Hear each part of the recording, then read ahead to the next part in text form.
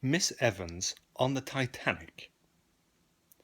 One beautiful afternoon in April 1912, the Titanic started on its first journey from England to America.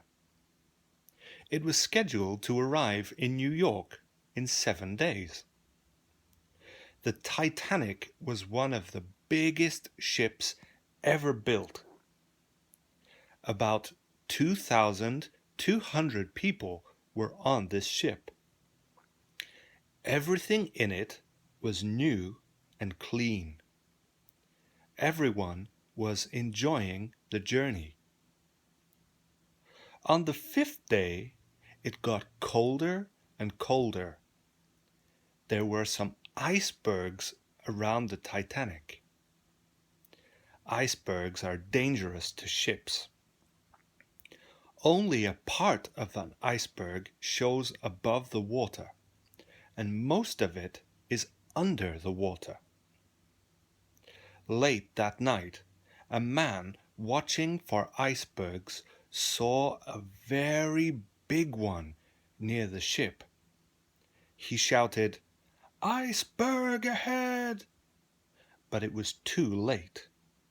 The ship hit the iceberg and began to sink slowly into the sea. All the people had to leave the ship quickly. The women and children were the first to get into the lifeboats. But one woman was left behind. She came up to the side of the ship and shouted, "Oh, please, make room for me. My children are down there in that boat. I must go with them."